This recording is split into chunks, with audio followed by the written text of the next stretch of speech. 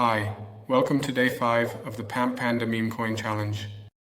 Today I'm going to show you a few strategies on how to take profits and limit losses. Why is all of this so important? Often, beginners make the mistake of becoming very overly ambitious when the coin goes up strongly, and then you're on the way up. They don't take any profits and think, oh, it's just going to keep going up, but eventually it always goes down. And yes, in doubt, it can also go down permanently. And then all the theoretical profits you had on the way up, then suddenly it's vaporized and disappear into thin air because the coin has dropped again. And then you think, damn, if only I had taken some profits. And on the other hand, it can happen, you invest in a coin and it doesn't go up, it just keeps going down. And then of course you want to make sure that ideally you don't lose your entire investment, but only a part of it, so that you can at least invest that part somewhere else and then grow it again. That's why it's key to consistently focus here, focus on profit, to hold on to profit taking and loss reduction strategies. And you're going to learn a few simple strategies now that you can apply for yourself. Of course, it's important to say that there isn't a perfect strategy here. You have to experiment a bit yourself, what works for you.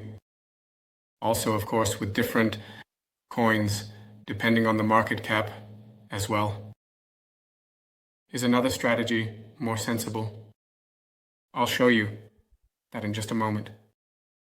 Using examples. Yes, let's start. The first classic strategy. I'll show you that directly. I've picked out 3 coins.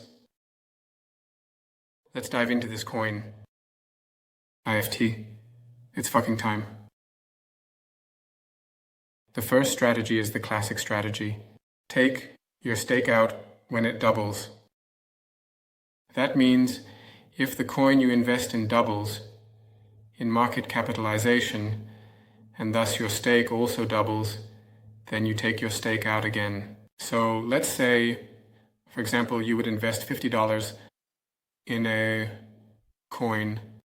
As soon as it doubles in value, that means you now suddenly have $100 in value, then you would take your stake of $50 out again. That means you would have ensured that, okay, you can't lose anything.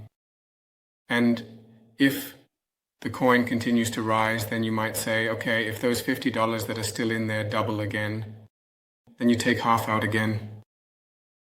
That's indeed something really simple. Of course, you can just experiment a bit and say, okay, maybe, are you also waiting until the coin triples or quadruples in value before you take something out? I'm saying here you've made a distinction based on the market capitalization of the coin. So when you invest in a coin, for example, or perhaps that is very small, for example, in the case of the PumpPanda Bembo shoot calls, where there are often signals around the range of 40,000 to 50,000 market capitalization, and you invest a small amount there. Then, of course, through the slippage and the fees, are you already losing a bit there from your stake when buying and selling? That means it could make sense. If you say you look to at least wait until it triples, then as I said, you have to try that out a bit for yourself. What works best for you? But with such small coins, it could make sense to wait until it, for example, makes 3 or 4 times. And then you say you take out half, or you say you take out the whole thing. Now let's take a look at this token here. It was at, and is still a 10x, roughly. A little less, maybe around an 8x, where it currently is. That means it was significantly more up here. It was already at 30x, or something like that, at the peak. That means if you take this example, and you would have taken out half after 2x, and kept taking out half every time it doubled, then I think you would have taken a nice profit there. On the other hand, it could have been that the token would have just gone here, for example, and then completely fallen back to zero, then maybe the strategy would have been better. Okay, for example, when the token triples, you take out the entire profit and cash out. So take everything out based on your investment. That's also something you can look at, that you just tell yourself, okay, you set a target of about 3 or 4x and cash out completely at that point. So you can just experiment a bit. What works for you here? So on the other hand, for example, a token that would be significantly higher in market capitalization. Let's say that would be several million in market cap here, where of course the fluctuations are smaller, where you also have the slippage when buying and selling. You don't lose much. That could make sense. That you just say, okay, you might not even go for a 2x, but instead say that with a 50% price increase, you cash out immediately. That might make sense with larger coins. Exactly, and you can experiment a bit there. And here's the example, what would have happened? What if you hadn't done it? What I mentioned in the opening sentence. Say you got in, wow, insane, cool. The plus, a crazy amount of money all of a sudden, and then you think, oh, it's still going further. I'm still waiting until it makes 100 or 1000x. Then I have a ton of money. All of a sudden it drops back to zero. Yes, everything is gone again. And then you get upset afterwards that you didn't take any profits. That means it's important to be consistent here and not to get greedy. No one has ever gone broke from taking profits. That's why you should always stick to the rules you set for yourself. Don't get greedy.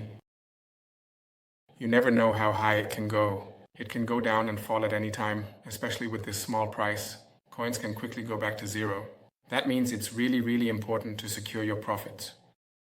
Then let's move on to strategy. That always means the opposite, securing profits, namely to limit losses with a stop loss, ideally a trailing stop loss. Briefly explained, what is a stop loss? A stop loss, let's say to make it easier, from the numbers I say you invest $100 in a coin, then you say I set a stop loss at minus 30%. That is when the value of your coin that you bought, if it falls by 30% and your $100 investment is only worth 70, then you basically cut your losses and say, okay, I want to limit your losses. You take that 70 out again, and you've basically secured it. That means if the token were to fall further now, you won't lose even more money. Of course, you've already lost 30% now. Sure, it could be. It might have fallen a bit, and shortly after that, it would have skyrocketed. Will you face such cases. But that's part of it. You cannot always completely right with his decisions and overnight. Becoming a millionaire crypto, yes, it is possible. If you get a real lucky punch. But, of course, it's very unlikely that this happens. But if you stick to these rules, is the probability very high that you gradually build up your portfolio, and that's what you should focus on. Exactly, I got sidetracked. You can set the stop loss then, for example, at minus 30 or minus 50%, where you then say, okay, you're completely cashing out now and taking what's left out. What does the trailing do? Stop loss. The trailing stop loss moves with it. That's obviously ideal.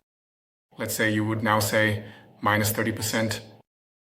You set your stop loss, and let's assume that would be at the beginning. For example, if you invest 100 and it were to drop by 30%, then you would still have 70 that you take out. With a trading stop loss, it's always minus 30% from the current token value. That means, let's assume the token would first double. And then you would suddenly have $200 in value in this token, and the stop loss the trailing stop loss has basically moved along. That means if it has doubled first and then falls by 30%, then you would have $60. Then it would go down again. So from 200 minus 30% again, but you would still have 140 that you would take out, which means your initial investment in this example of 100, you would still have basically an additional profit of $40 taken. That means a trailing stop loss also makes sense. Here it should be mentioned if you're working with the Telegram bots, the only one offered the time at least that supports this trailing stop loss is the BonkBot. You will also find it now in the Panda group under the buttons for the tokens. I will also be in the video tomorrow on day 6. So, regarding automation again, how you set these. Take profits and set stop losses, and you can also set this trading stop loss. Today we'll start with just the basic strategies.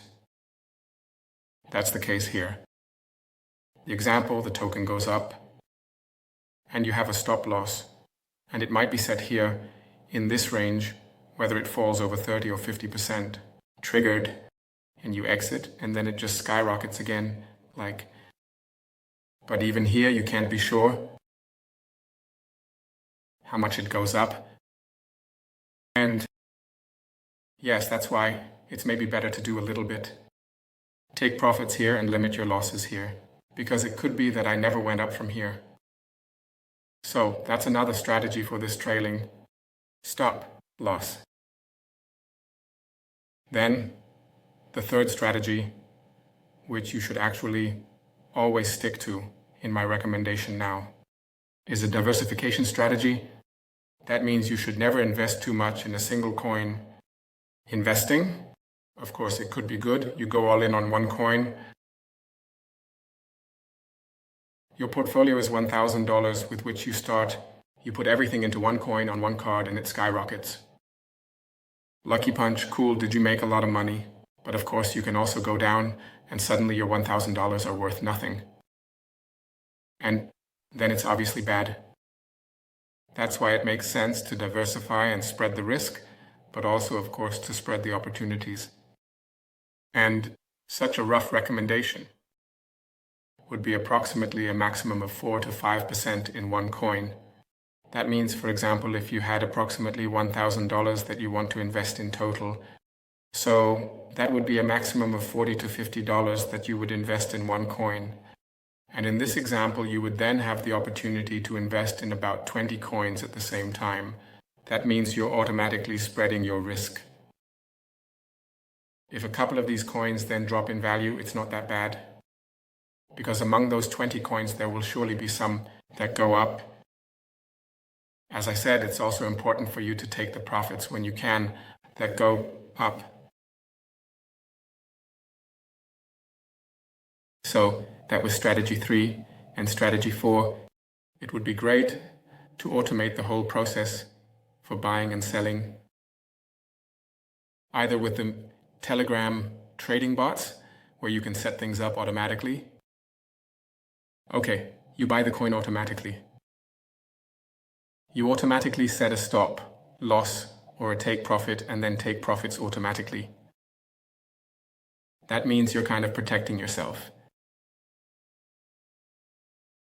from your own greed when you set it up automatically in advance, so that, for example, when your investment doubles, your initial stake is taken out. Then it happens automatically and you can't. That this might happen here. They say nicely, greed beats brains. That greed takes over and says, it's going to keep going up. I'm still waiting, and then taking profits, and then it just goes back down. So if you automate it, you're basically protecting yourself. That you should calculate your own rule, because greed might take over. And I can say from my own experience that can happen very easily. That's why it's always a good idea, these rules, to automate it so that you don't violate it. On the other hand, you can also, that's a bit more advanced, but I will show a bit about that tomorrow as well. regarding these automations, working with scripts, with Python scripts. For example, you could, in a signal group like the PumpPanda signal group, such as listen in with this script and say every time a token comes in, simply buy it immediately. And in the background, you may also have your automatic sales strategies also set up behind it. On the other hand, you could also try out some things like, for example, okay, I only want to jump into a token and buy that token when that token has already at least doubled in price. And then the script might listen for those success messages in the signal group when the token has already at least, for example, doubled in value and the success message of 2x comes. Maybe you want to get started then of course you have, then you only have at most half of the potential profit if the token goes up because you only jumped in after it doubled. On the other hand, you might also have a lower risk because you're jumping into a coin that got a certain attention, please. Exactly, that's perhaps another option. So let's just summarize again. On one hand, you have the option to start with a classic profit-taking strategy. When the price doubles, you take out half. As I said, you can play around with this a bit, or maybe you say you take out half at 3 or 4x, or you say at doubling or 3, 4x, you take everything out. You take out 70%. You can play around a bit with which multiplier you exit at and with what amount you exit. On the other hand, we have the stop loss as strategy number 2, ideally as a trailing stop loss, which the BonkBot currently supports, where you essentially set a stop loss in order to effectively minimize losses, and this stop loss then moves up as the price goes up. You can work with the first strategy, which is take profit, profit taking, and stop loss. Sometimes it can also make sense to work only with a take profit and without a stop loss. You can also experiment a bit. What works better for you? And then there's the strategy 3, the diversification strategy. Always make sure that you never invest too much in a single token, ideally around 4 to 5% from your portfolio. And here you can see, for example, when this token increases in value and suddenly takes up a significantly larger percentage of your portfolio, by then it's also time to take some profits to balance your portfolio again. And it's always good here. I find the thought, even if, for example, in this token example, you say, okay, I'm taking profits here. At that time, it was roughly maybe a 5-fold increase, a 6-fold increase. Along the way, you might have already completely exited, took everything with them. You do not. Yes, it's always sad to think about these missed opportunities. That it could still go further up and that you exited too early. But rather that you see it like this, okay, you've now tripled your investment here. Now you have sufficiently enough capital to invest in 3 or 4 new cryptocurrencies with this money. And if you consistently take a little profit from each coin, your portfolio will automatically grow. That means it's always better to go slow and steady here. Take profits and let the portfolio grow. Otherwise, to make a bad decision later, you suddenly see a sharp drop in your portfolio value. So that's it for the strategies. Your task for today. Think of a strategy that you think could make sense and try to apply that strategy to a coin investment. Then feel free to share your experience with the strategy in the PumpPanda chat group. Thank you very much for listening, and then we'll hear from each other again tomorrow on day 6. Bye, take care.